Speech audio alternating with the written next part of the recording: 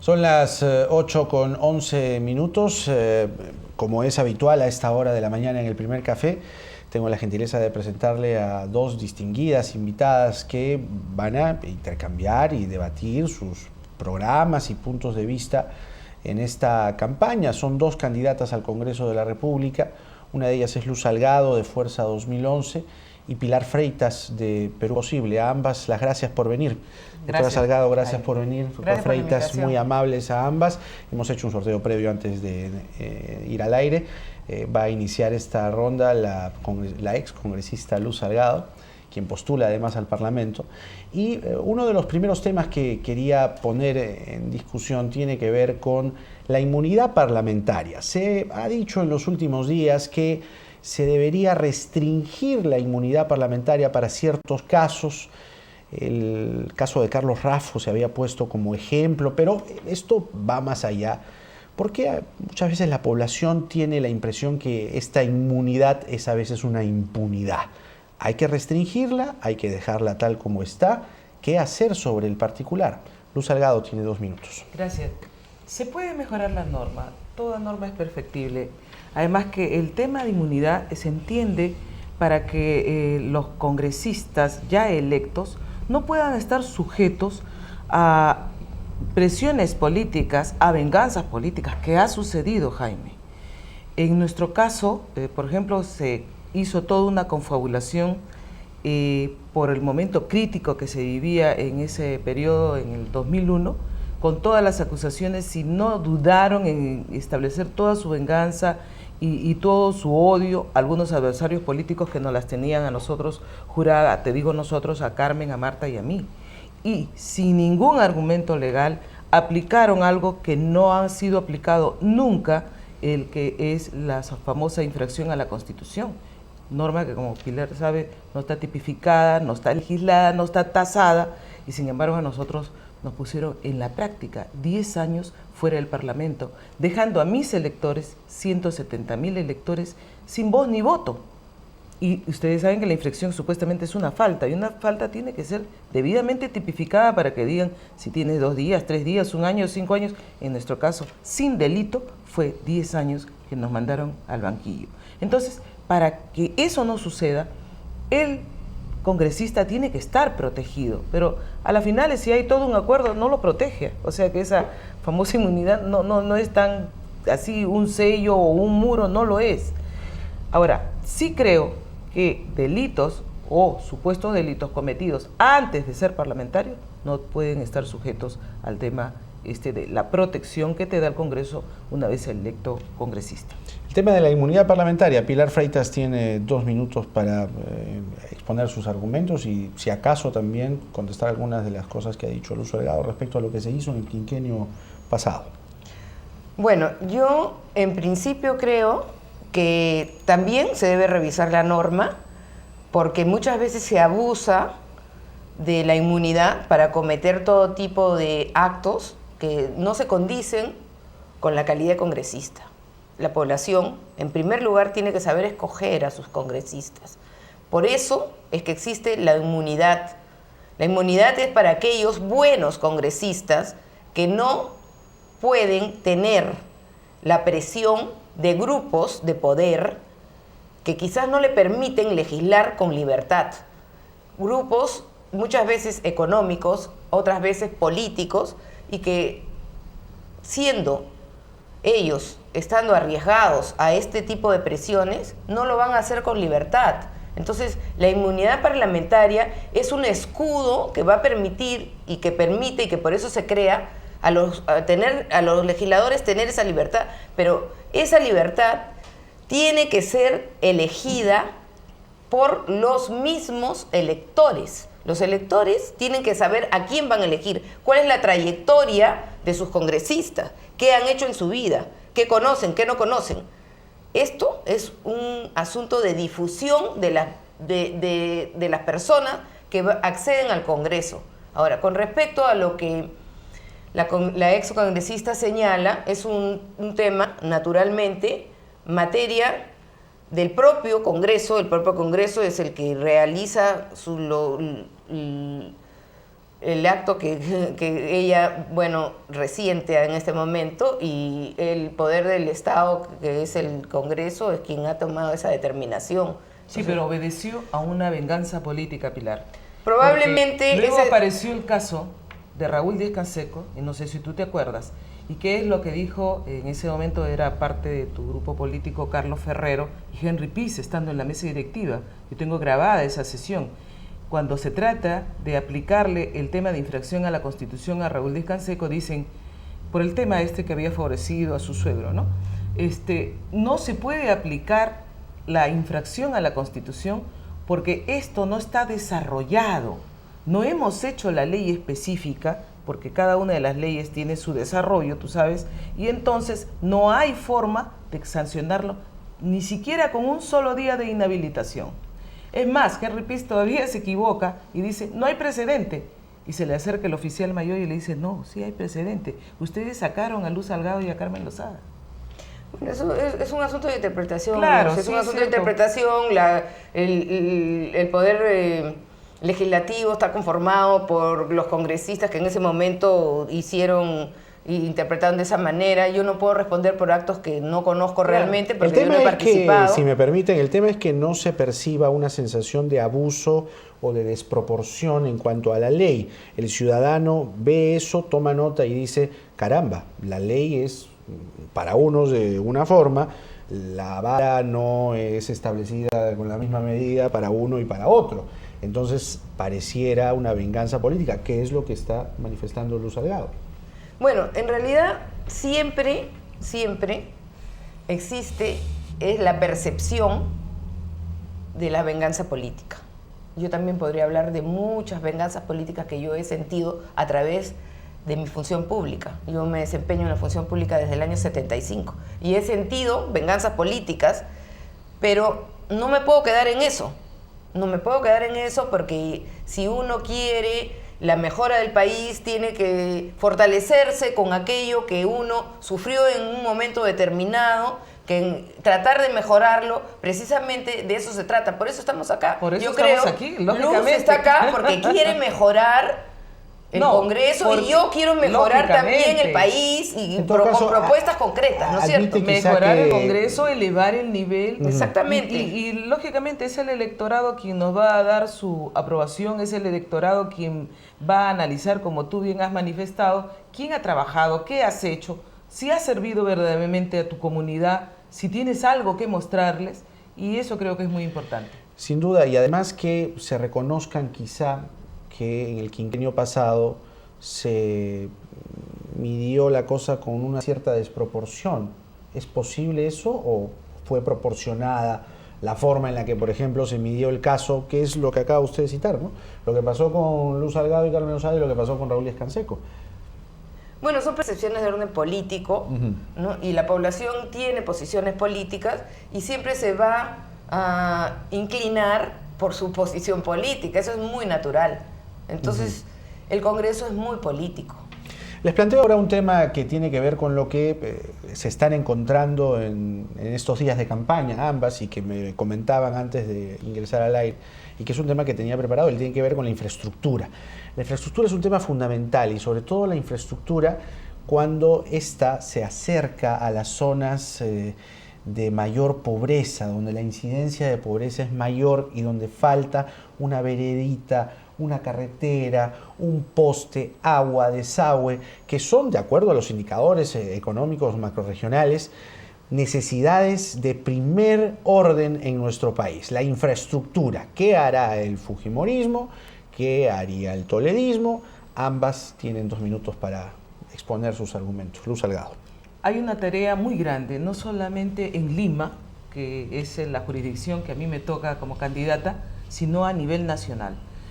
Hemos estado recorriendo últimamente varios asentamientos humanos y es como si el tiempo se hubiera detenido.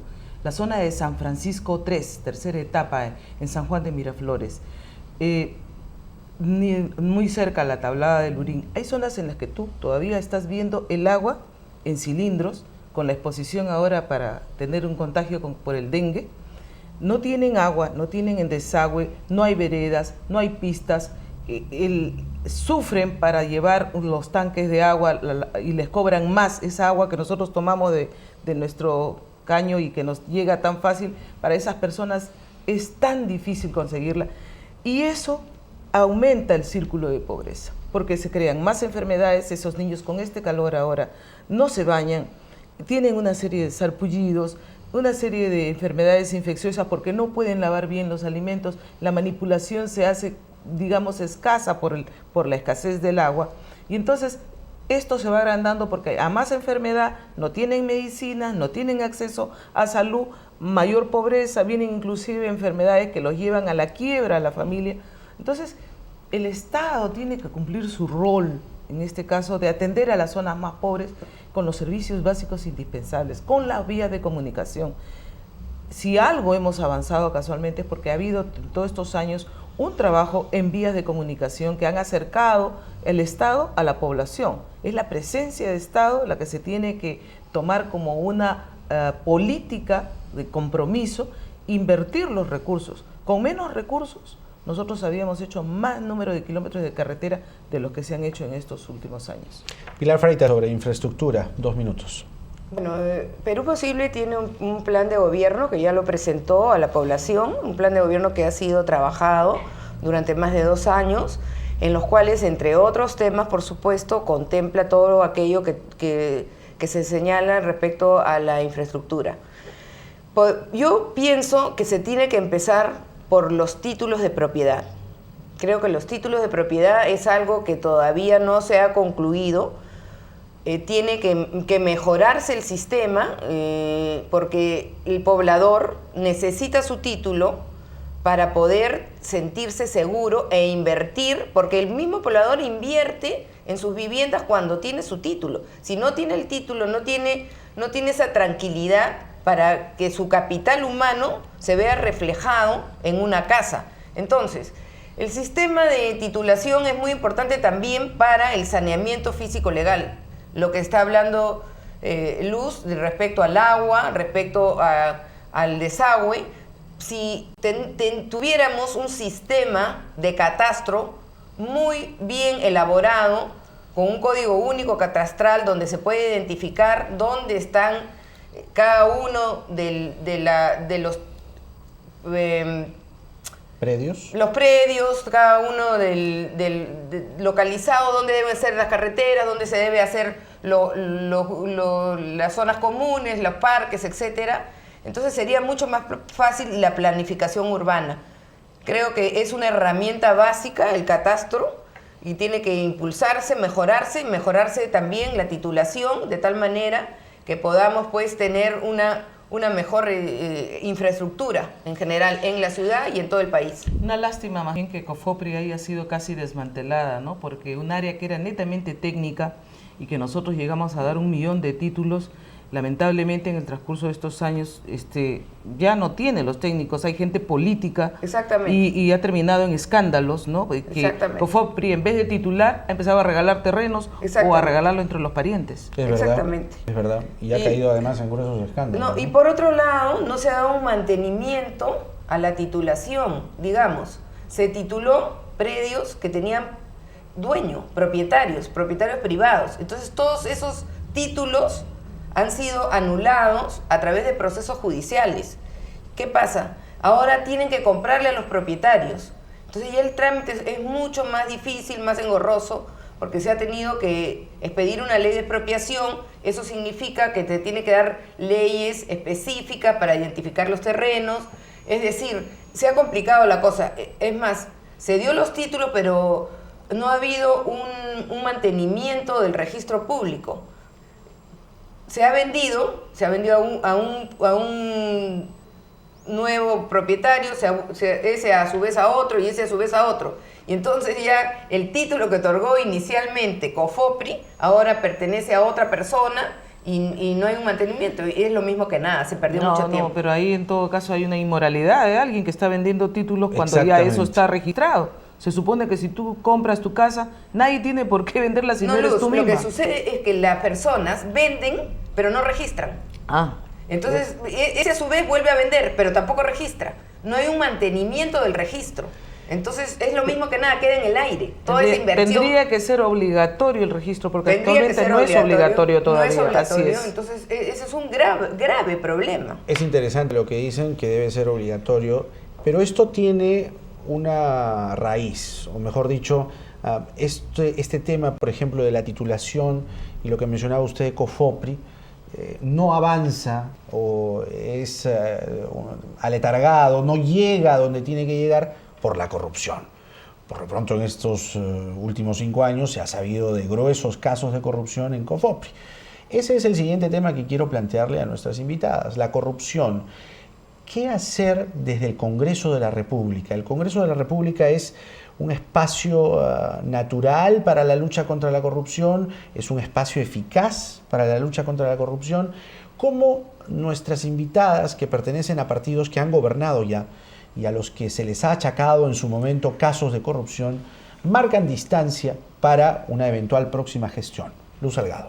Tenemos que tener un Estado moderno, un Estado en el que la informatización, todo lo que significa avanzar en tareas de transparentar a través de mecanismos como el Internet, como la computadora, estén en todos los estamentos. No es posible que todavía nuestras comisarías no estén ni siquiera integradas para saber quiénes son los delincuentes, y tú estás en Ayacucho y de repente recibes a una persona que ya tiene una serie de antecedentes y no la puedes detectar. ¿Y todavía con máquina de escribir? Así es, y todavía con máquina de escribir. Esto ya ha sido inclusive ha denunciado por la propia Defensoría del Pueblo, ¿no? Entonces, nuestro plan de gobierno está dentro de uno de sus políticas, agilizar esta transparencia en todo el Estado con mecanismos informáticos que den pie a que cualquier ciudadano pueda ingresar y obtener información. Lo mismo con el Ministerio de Economía y con funcionarios que estén bien remunerados, pero a la vez que estén evaluados constantemente, porque es el funcionario del Estado. Si es un buen funcionario del Estado, va a ser mucho más pequeño y va a crecer mejor. Pero si son una tremenda burocracia, tú ya no los puedes controlar y encima te están dando un mal servicio. Cada funcionario justifica inclusive el papel que pasa de una oficina o de una ventanilla a otra. También entonces aquí se requiere una reestructuración de lo que es la reforma del Estado, que nosotros la empezamos y que lamentablemente ahora salieron con que había que reponer a todos los que habían sido sacados cuando ya no tienen ni siquiera institución. Ya no existe EPSEP, ya no existe ENSI, ya no existe una serie que eran empresas estatales, y sin embargo, en el transcurso tanto del gobierno de Toledo como del gobierno de Alan García, los han repuesto. Yo no sé qué estará haciendo toda esa gente en el mismo Congreso. Yo te diría que se haga una evaluación, Pilar, nos deberíamos proponer eso, de ver cuánto personal ha tenido en el transcurso de estos años. ¿Cuántos empleados tiene el Estado? Así no es. se conoce. Y es que se tiene que saber, no es posible entonces de que haya gente que cobra, que esté en planillas, y lo cual hace que se produzca la corrupción. Sobre corrupción, casos de corrupción, propuestas para la lucha contra la corrupción y también constricciones, Pilar Freitas. Bueno, yo vengo trabajando la corrupción desde antes del año 2000, porque yo he sido procuradora pública del Poder Judicial, como conoces, Jimmy, he sido presidenta del Consejo de Defensa Judicial del Estado, y una de las tareas más fuertes que me ha tocado en mi vida es precisamente luchar contra la corrupción. Yo he tenido que litigar frontalmente contra el terrorismo, contra las bandas organizadas, contra el narcotráfico, contra la mafia Fujimori y Montesinos. Es decir, ha sido una lucha sumamente dura, difícil, momentos difíciles, momentos de mucha gratificación también. Y tengo propuestas muy concretas, y voy a la primera, que es la que señala Luz, que es la que está referida al gobierno electrónico. El gobierno electrónico debería implantarse al día siguiente que asuma el nuevo gobierno. ¿Por qué? Porque es efectivamente a través de un portal común a todas las instituciones del Estado, donde se debe de conocer quiénes trabajan en el Estado, qué están haciendo, qué han comprado, qué no han comprado, por qué lo han comprado, en qué tiempo lo han comprado, en cuánto lo han comprado. Se evitan las tan conocidas coimas, las tan conocidas sobrevaloraciones. Esto es un plan ambicioso, pero que se tiene que hacer, y es una inversión que va a permitir que la población conozca, y todos los periodistas además, cualquier adquisición del Estado y cualquier procedimiento. Segundo, reforzar la Contraloría General de la República, que solamente hace labor post-procesos. la Contraloría debería intervenir en el procedimiento de adquisiciones y compras del Estado desde antes. Tercero, tendríamos que rescatar la unidad de inteligencia financiera que ha sido, por este gobierno, ha sido disminuida con su importancia totalmente restada, la han convertido en una institución de la Superintendencia de Banca y Seguros que no tiene trascendencia, y adicionalmente yo propongo, y lo vengo proponiendo desde hace muchos años, la recuperación de la Procuraduría General de la República, con la finalidad que los procuradores no estén diseminados en distintos sectores, sino obedezcan a una política integral y conjunta. Sobre corrupción, 2 minutos más, Luz Salgado. Además, faltaría hacer una lista referencial de precios. ¿Qué nos cuesta hacer eso? O sea, establecer todo lo que el Estado es el primer comprador. Si el Estado es el primer comprador, ya tiene una relación de productos, de una serie de digamos, indicadores de todos los productos que compran los gobiernos regionales, los gobiernos locales, los propios ministerios, y saber que este producto no te va a costar más de esto. Avisarle al funcionario que no se puede salir de esa lista de precios, porque ahí es donde empieza el problema. Resulta que en un determinado producto el ministerio tal lo compra tanto y el otro ministerio lo compra más, ¿no? Algo se ha avanzado con el tema de las medicinas, cuando las compras masivas que se han hecho tanto para el MINSA como para E-Salud, ¿no? Entonces, creo que ese mismo sistema debe de servir. Una lista única de precios de todo, así el proveedor no está jugando también con la coima y con la institución pública. Pilar Freitas. Bueno, con relación al gobierno electrónico, que es a través de ese sistema que se tiene efectivamente que hacer lo que Luz dice, nosotros tenemos planeado implementarlo a nivel nacional. Y esto es un trabajo que arduo, muy difícil, pero que se ha implementado en otros países. Otros países como Canadá, como Tailandia, Corea, tienen este sistema. Entonces se les hace totalmente difícil poder acceder a las coimas y a las sobrevaluaciones, ¿no? Entonces esto es básico y es fundamental. Ahora, con relación a otros organismos fiscalizadores que creo que también se deben de reforzar en el Estado, como por ejemplo el organismo de fiscalización del medio ambiente. Es un órgano que no se le da la importancia debida, que necesita presupuesto y que generaría el ahorro al Estado de muchísimos recursos. ¿Por qué? Porque se cometen delitos contra el medio ambiente y hay muchísimos actos de corrupción ahí también, y estamos matando nuestros recursos naturales, no estamos preservando nuestro medio ambiente, que creo que es uno de los ejes que van a permitir a las generaciones futuras acceder a un aire limpio, acceder a mejores condiciones de vida. Estamos matando nuestro planeta y eso ya se conoce. Creo que es otro de los actos primeros que se tiene que realizar en cualquier gobierno que ingrese. Una de las cosas que el público, sobre corrupción, que el público se puede estar preguntando, y sería interesante escuchar la intervención de nuestras invitadas, es, oiga, pero tanto el fujimorismo como el toledismo han sido gobierno y en su momento se ha denunciado corrupción en ambas administraciones. Y entonces el público dirá, oiga, pero ¿cómo vamos a hacer para un nuevo quinquenio? ¿Pasará lo mismo? ¿No ocurrirá lo mismo? ¿Qué dimensión adquirió la corrupción en sus respectivas administraciones cuando los partidos políticos a los que representan fueron gobierno? Luz Salgado. La corrupción hay que combatirla siempre y lamentablemente quisiéramos decir hay que erradicarla, pero es difícil, la corrupción ingresa hay veces sin que tú te des cuenta. Pero lo que estos mecanismos que se están encontrando para poder hacer un gobierno mucho más transparente, de escoger mejor también, no solamente a funcionarios, sino a los políticos, nos permite decir, oye, estoy tratando de buscar a las mejores personas que son las que van a tener cuidado y las que van a decir, oye, voy a tener mucho más cuidado de recibir a fulano y a mengano porque tengo ya la experiencia de que pueden haber hecho lo mismo. Creo que nosotros tenemos esa experiencia. Nos ha ocurrido por confiados en tener gente que lamentablemente lo hizo muy mal, ¿no? Y dañó al país mientras nosotros avanzábamos con el proceso de pacificación, con el proceso de un saneamiento de la economía, mientras estábamos luchando con todos los problemas que teníamos día a día en la década de los 90, había un grupo pues que estaba trabajando para sí mismo y para enriquecerse. Están ahí sancionados, juzgados, en cárcel muchos de ellos, ¿no?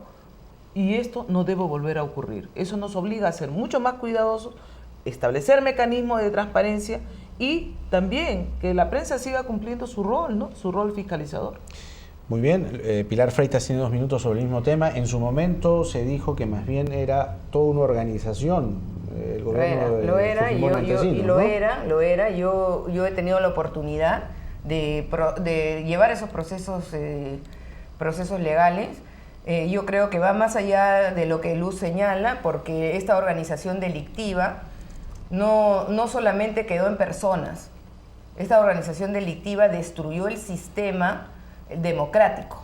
O sea, intervino los medios de comunicación, intervino el Poder Judicial, intervino el Tribunal Constitucional, se intervino todos los estamentos del Estado, y sobre todo que se intervino la prensa. Entonces, ¿y ahora no se interviene, Pilar? Bueno, estamos en el gobierno de Alan García, yo sí creo que también se interviene y no te podría decir qué diferencia hay entre uno y otro. ¿También no hubo esos problemas y no intervinieron? No, por supuesto que no.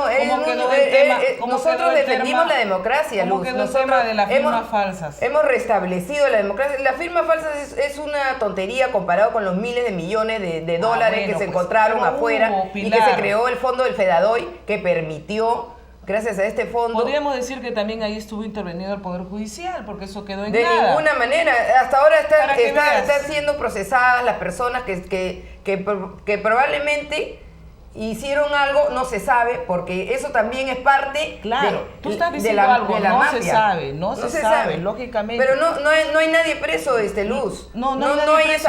¿Almeida no estuvo preso?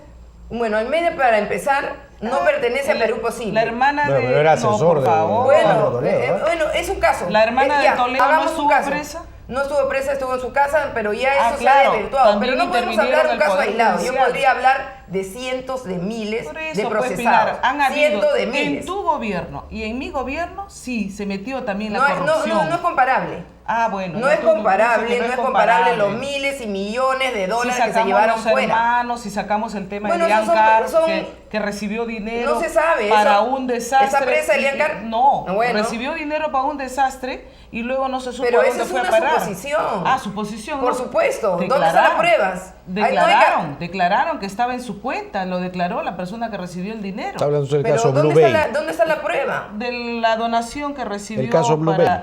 No son casos que la prensa levanta, que la misma corrupción... Por eso, pues, Pilar, no puede decir la misma corrupción... Tu gobierno no fue santo. Tu gobierno no fue santo y casualmente el pueblo fue un gobierno exitoso. Definitivamente exitoso. Nosotros le dejamos y respetó nosotros encontramos en la caja deficitaria, Luz, la encontramos deficitaria con una corrupción tan grande. Un país ordenado, un país con inversiones, un país con desconfianza, sin un país sin moral, un país desconfiado, que no creía en sus autoridades y que hasta ahora le está costando recuperarse. Estás insultando a todos los peruanos, un país sin moral. ¿Qué es esto? No estoy insultando a nadie. No cambien la palabra. No cambien la palabra. Estás diciendo un país sin moral. ¿Qué es esto? No, estoy diciendo un país que con la moral totalmente baja. ¿Cómo es posible que sus autoridades hayan saqueado al Estado de esa manera, lo destruyan? No generalices, porque yo podría decir que las autoridades no estoy generalizando, por supuesto. No estoy atacando a una persona, Luz, ni mucho menos a tu persona.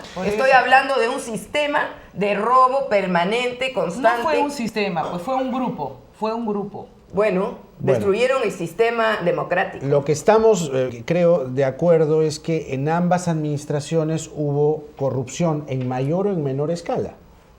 Yo no admito que hubo corrupción. Eso es lo que yo estoy entendiendo. Yo no admito porque... Hubo casos de corrupción. Pero es que aislados, pequeños y sin ninguna significancia. Pequeño, grande la corrupción, pero la pequeño, grande es corrupción. Corrupción mayor o menor. Así es. Pero una cosa es la corrupción institucionalizada, no es la corrupción pues, del Estado, de las grandes autoridades, de los ministros de Estado, de los militares presos. Por Dios, ¿qué estamos hablando? Estamos hablando de las grandes autoridades que manejaron el país, que manejaron el Estado. No estamos hablando de personas que ni siquiera pertenecen al Estado. Presidente, pero no pertenece no pertenece al... Es un ser aislado. Esos asesores son terribles. Es un caso aislado, ¿no? en todo caso. Esos asesores han sido dramáticos en ambos casos. Lamentablemente. Ha sido sancionado que pague su pena y bien pagada. Está bien, porque hay personas, no has admitido, pues, siempre hay personas que no tienen valores, siempre hay, pero no es una cuestión generalizada. Eso es lo que estamos diciendo desde el principio. No se puede generalizar, porque yo saco la cara por cientos de funcionarios que han sido compañeros tuyos y que estuvieron sin haber tenido un ápice de la corrupción. Mira, Luz, te voy a decir, yo trabajo en el Estado desde el año 75. He pasado por muchos gobiernos. Entonces, es más, he trabajado también en el gobierno de Fujimori y no tengo ninguna vergüenza de haber trabajado. ¿Por qué? Porque yo he trabajado para ganarme el pan de cada día. Como muchos. Pero eso no significa, el trabajar durante un gobierno como no significa muchos, estar como corrupto. Tú trabajaron en pero nuestro sí gobierno, no estaban ligados a la corrupción. Pero la cúpula gobernante estaban todos corrompidos. No puede, de nuevo, caes en el error todos. Es la mucho cúpula gobernante, todos. La cúpula gobernante. O sea, lo que usted sostiene es que había una organización, por supuesto, que, digamos, trabajaba, dirigía con objetivos directos hacia la corrupción. Por favor, los dueños de los canales de televisión recibían la plata del dinero. Estaba tomado el Poder Judicial y, sin embargo, allí ganaron juicios los Ferrero, ganaron todos los estudios que conoce Pilar, Antero Flores, diferentes abogados de prestigio que conoce ella y entonces estaban ligados también a la corrupción, ganaron juicios. O sea, son personas aisladas. Son personas, por supuesto que son personas. Pero entonces no puede decir que son personas aisladas. Perdón, cuando todos obedecen a un mismo. Los estudios que ganaron juicios durante la época de Fujimori también son corruptos. Estuvieron como Montesinos. Te van a saltar varios estudios. No necesariamente. Por eso, yo no estoy poniendo tú no eso puedes generalizar. Tú no puedes generalizar. Son casos aislados. Ver, iremos adelante. Algo entonces ha fallado en el aparato estatal para que lleguemos a esto, para que se diga en una administración hubo más o menos corrupción, pero hubo corrupción, al fin y al cabo se denunció corrupción, y en la administración de los 90 también se denunció a un aparato que operaba en función a la corrupción. Algo falló. ¿Qué está fallando entonces y qué falló para que no se vuelva a cometer? Esa es la pregunta que nos hacemos. Porque estamos mirando hacia adelante, estamos en una campaña. Uno tiene que reconocer, tenemos que reconocer que el Estado, tal como está concebido, es totalmente ineficiente. Totalmente. Y hay que hacer la reforma del Estado. Hay que mejorar el sistema. Y por eso el gobierno electrónico que hace un rato hemos estado hablando, esto va a traer que como consecuencia que se conozca todo. Tenemos que implementarlo. Es una inversión. Un aparato más pequeño es más fácil de controlar. Es mucho más fácil de controlar y este aparato tiene que estar definitivamente con el gobierno electrónico, como le llames, pero además con instituciones sólidas en las que tú tengas funcionarios bien remunerados y que tengas una Contraloría que realmente sea nombrada en forma independiente y que no pertenezca, pues, sea el amigo del presidente, ni sea el amigo del primer ministro. No, aquí se tiene que ubicar a personas y esa labor le toca al Congreso. Que sea una persona completamente diferente, técnica, que pueda ordenar su institución y que pueda hacer el control a todos y sin deberse el favor a nadie. Otra cosa que las instituciones pagan al auditor que les pone la Contraloría, ¿no? No debe ser.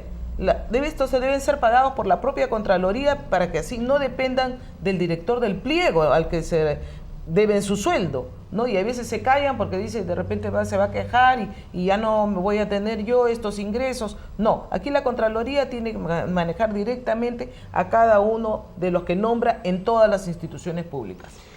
Ahora, quizá la cosa empieza por donde ustedes están tentando una curul, en el Congreso de la República. Los lobbies en el Congreso de la República son una cosa que no tiene control, existiendo una ley de gestores de intereses, que es letra muerta.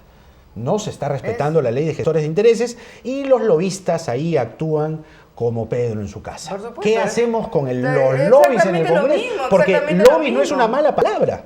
No está mal hacer lobbies, el tema es que se hace por lo bajo, ¿no? Entonces ahí se presta a que no exista un control y bienvenida a la corrupción. También hay que transparentar todos los procesos al interior del Congreso y todo debe ser público. Porque el gobierno electrónico cuando ingrese al Congreso va a hacer exactamente lo mismo que va a hacer en cualquier otra institución. Se va a conocer qué leyes se están proponiendo, quiénes están detrás de esas leyes, qué leyes sí se aprueban, qué leyes no se aprueban, y por qué no se aprueban, y por qué estas sí, por qué estas no. Eso es lo que te tiene que saber. El gobierno electrónico es un arma, pero fundamental, básica, que tenemos que implementarla. La ley de lobbies ya se ha dado. Y que yo sepa, hay una sola institución, el otro día estaba... Una persona. Dos o tres. Una persona. Está registrada. Entonces, Dos o tres todos tendrían que registrarse. Y también cada parlamentario, la mesa directiva, el consejo directivo, dentro de su agenda y su página web, decir, hoy con quiénes me reúno, a quiénes tengo programado, fulano, sutano, mengano, nada que entran por la puerta de atrás, nada que están en plena discusión de las leyes, la gente está atrás de las curules de cada uno de los parlamentarios. Las curules deben estar limpias, solamente deben estar ahí los parlamentarios. En discusiones sensibles no debe haber ni siquiera los asesores, creo yo, porque para eso ya el parlamentario se tiene que haber preparado. Y esta inscripción tiene que ser obligatoria, pues, o sea, va a ser gestión por determinada actividad, tú tienes que registrarte y decir, está bien, yo vengo a hablar por determinada compañía, determinada ley, y esto me está afectando. Tiene el derecho de decirlo, no se trata de un lobby, porque de repente hay un proyecto de ley que perjudica a un sector de la población, y ellos van a ir a hablar con los congresistas, decirle, oye, no lo apruebes, porque esto me perjudica. Entonces, que esto sea transparente, que vengan, que la prensa lo vea, que esté dentro del portal y que se diga, ¿sabes qué? El señor ha venido a decirme que esto le perjudica por tal y por tal. ¿Cómo solucionamos esto? El lobby es un gestor de intereses, el lobista es un gestor de intereses, es decir, alguien que gestiona intereses de una determinada organización, empresa, movimiento, etc. Y eso no está mal.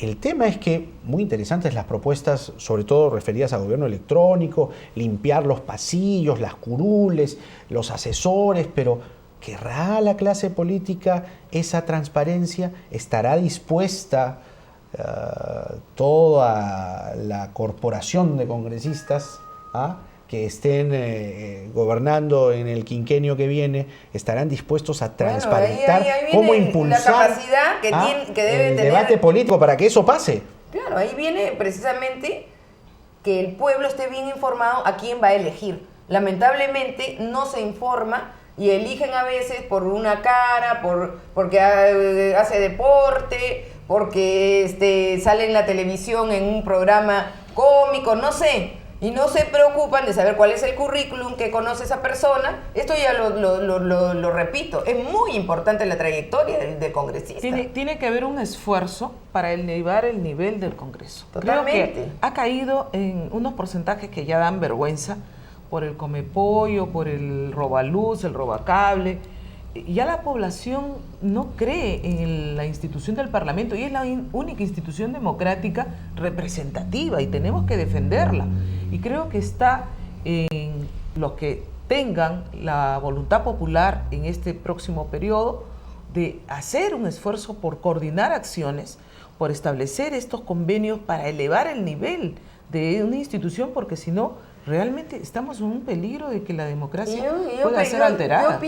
Yo pido sinceramente a todas las organizaciones civiles que en este periodo que es corto, que queda casi un poco más de un mes, se dediquen a difundir la necesidad de la población de elegir bien elegido. O sea, no veo mucha promoción, no veo tampoco que la prensa se dedique a sensibilizar a la población acerca de lo que significa la elección de los candidatos al Congreso.